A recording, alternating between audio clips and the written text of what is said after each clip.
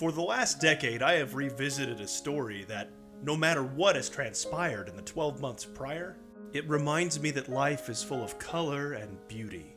Your Lie in April's themes and message aren't unique. La Boheme, Love Actually, pretty much everything by John Green. But this particular variation nails it, navigating the trials of youth, the value of self-expression, and the existential joy that comes with living an authentic life. Ironic that so much good can come from one tiny distortion of truth. Naoshi Arakawa's Your Lie in April was originally serialized in Monthly Shonen Magazine from April 2011 to February 2015, with the anime adaptation premiering in October 2014. The story begins with Kousei Arima, a nationally recognized piano prodigy 2 years after his mother's passing, and his resulting psychological break mid-performance.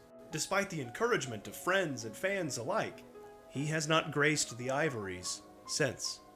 That is until he's dragged into a double date and meets Kaori, a budding violinist that bends the music to her will. While the ignorance of youth clouds its meaning, Kousei's world bursts from monochrome to color as soon as he lays eyes on her. There is just one problem. Kaori isn't Kousei's date. She's there for his best friend, Watari. Despite this love triangle, Kaori is the push Kousei needs to grace the stage once more, only to remember that the entire reason he stopped playing was because he could no longer hear the notes. From here on, you may infer a spoiler or two about this anime, or the John Green works I'm comparing it to, and also a content warning about the subject matter in this anime, specifically parental abuse, the loss of a parent, and mental health.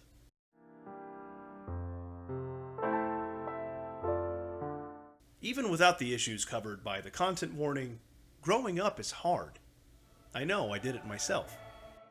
Your Lie in April dives right into it. The pressures of finding a career, getting good grades, discovering yourself and your innermost desires, all mixed up with hormones and the introduction of romantic interest. And the trials and tribulations of youth is something that author John Green covers well in his novels. If you're not an avid reader or missed the book bans in the news, more on those in the next section, you may know him as the older brother to the YouTube science nerd Hank Green, and the other half of the Vlog Brothers channel. I know you may hear YA novel and get flashbacks to the Twilight movies. Shh, it's okay. It's okay, they can't hurt you anymore. I've always thought John Green's books were made of different stuff. As proof, in response to the New York Times' Jillian Tamaki asking Green about distinguishing YA fiction from adult fiction, it's not something I think about much. I like to write for and about teenagers because young people are thinking about so many important questions, about love and meaning and justice. And maybe in part because they're so new to those questions, teenagers tend to approach them without embarrassment or ironic distance. This newness also rings true in Your Lie in April. Kaori's date, Watari, seems to be so new to romance he doesn't grasp why being a serial dater would upset people. How many's that? She's 3 and counting. Turning down the hymn bonus, Kousei's rediscovery of his passion for music begins to alter his memories of his mother, who in their last days became bitter and outright abusive. With a minor spoiler and merely to explain, not condone, her abuse, his mother wanted to cultivate Kousei's talent so that when she was gone he could make a life for himself. The anime's through line is not just accepting his mother's flaws and overcoming his performance PTSD, but being able to layer himself within the rhythm of the music that he plays, escaping the human metronome moniker he received as a child for his robotic but wholly accurate playing. The best way to do that? By searching for your meaning, your great perhaps, which is the initial motivation for Pudge, the main character of Green's novel, Looking for Alaska. I go to seek a great perhaps.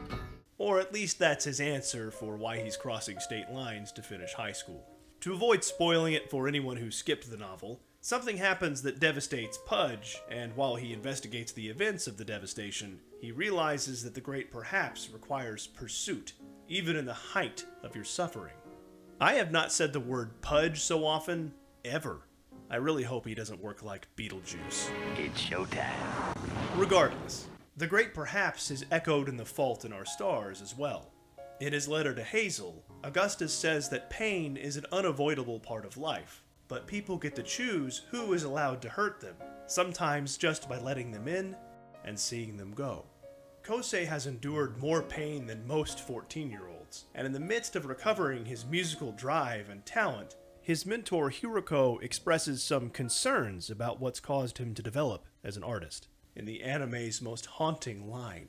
Look, losing Saki was a tragedy. Sure, it forced him to grow as a musician, fair enough, but that's one hell of a price to pay. The day might eventually come when the muses demand another loss. Loss is a motif in many of Green's books, and some of them admit it up front. I believe we have a choice in this world about how to tell sad stories. On the one hand, you can sugarcoat it. I like that version as much as the next girl does, believe me. It's just not the truth. Loss is a theme in Your Lie in April, too. The passing of a loved one, unrequited love. The feeling that you're losing what makes you, you. And the message crescendos to fortissimo if you know anything about music history. The anime covers music by several composers. Debussy, whose Clair de Lune you probably heard in Everything Everywhere All at Once. Tchaikovsky, or The Reason You Know What a Nutcracker Is. And the prince of the piano himself, Chopin. But why mention these composers at all? Given the music competition arc within the story, it's to provide credence to the narrative. These pieces are both real and difficult. Aspiring musicians would play them in competition, and the musical choices fit the story of the anime perfectly. At one point, Kaori coerces Kousei to play Love's Sorrow by Fritz Kreisler, his mother's favorite piece.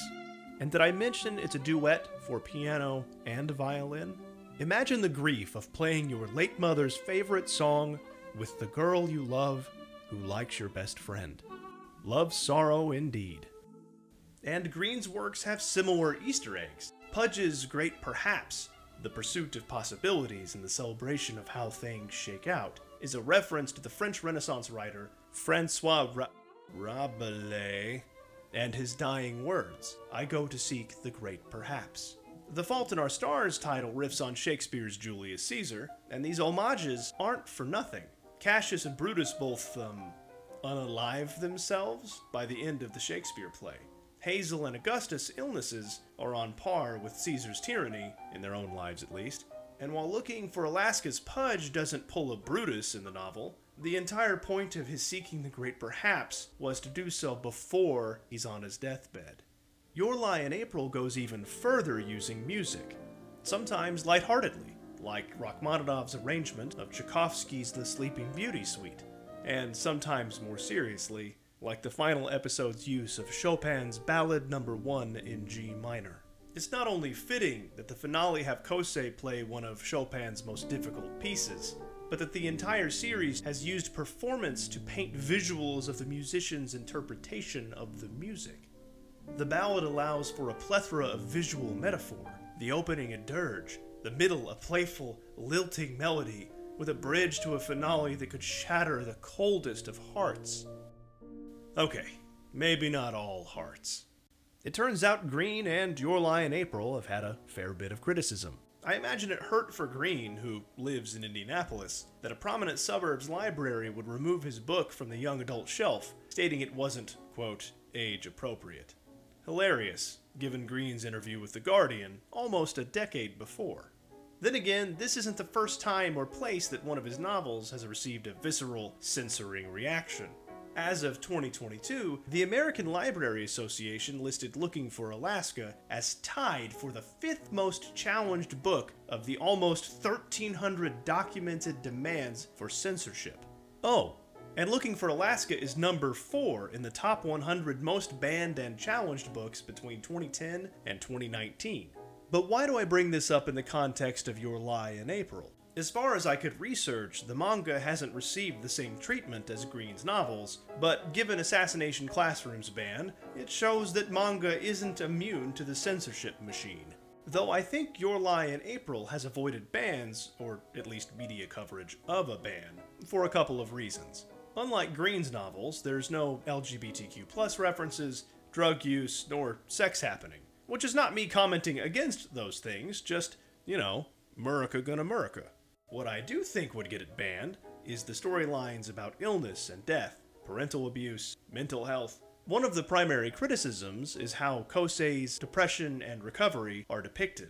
His father is away on business the entire series, and not once does any friend, teacher, or adult with a vested interest suggest professional therapy. Based on this article I found through the National Library of Medicine, it does suggest that Japanese folks are less likely to seek professional help compared to Americans. Granted, it did state that Asian cultures tend to lean on the people that are close to them more than European people, and the article is from 2012. Then again, Your Lie in April was created in the early 2010s, so maybe it's a fair take on the lack of psychiatry in the story.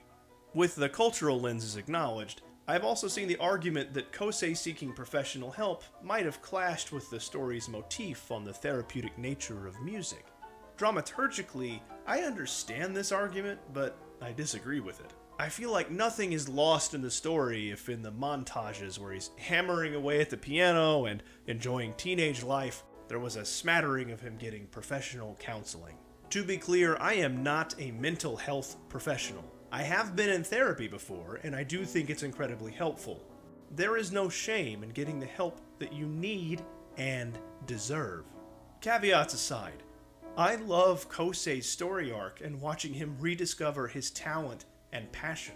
To steal from Howard Thurman, the world needs more people that have come alive. Which brings the third, and my favorite, message of Your Lie in April and John Green's novels: hope. Let's start with Green. The Fault in Our Stars and Looking for Alaska have a poignant, optimistic, and forward-thinking end. Pudge finds forgiveness in regards for Alaska, and Hazel and Augustus part ways contentedly? Man, avoiding spoilers is hard. And to riff on Green's penchant for literary references, hope springs eternal in every human breast. Hope is something you have to give teenagers, especially in the age of doom scrolling, climate change, and all of the cries of "But the children!" plaguing every outlet. That Guardian article I mentioned earlier, it had a jab made at Green's expense, calling books like his sick lit, or basically anything covering the real parts of the human condition that people avoid confronting until it punches them in the face. Not today, dude. But I loved Green's response. I'm tired of adults telling teenagers that they aren't smart, that they can't read critically, that they aren't thoughtful. And while I think a fair counterpoint would be that lots of anime portrays a main character as being some kind of young Sheldon-like savant with the personality of a doorstop, outsmarting all the adults and getting all the ladies, Green's novels portray a more relatable, mature protagonist. And I think Kousei and company are the same.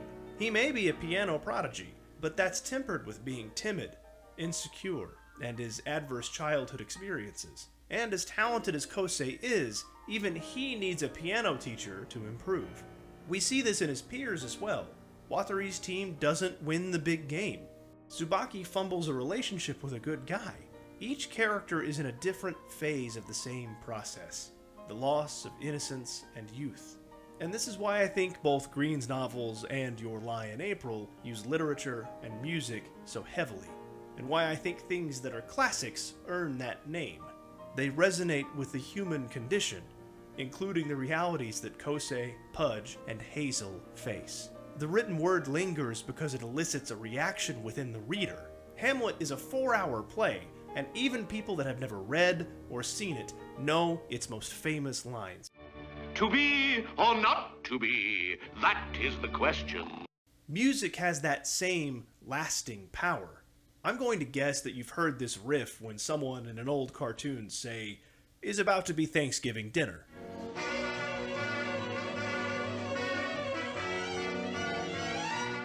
If you slow that down and listen, you end up with Chopin's Funeral March.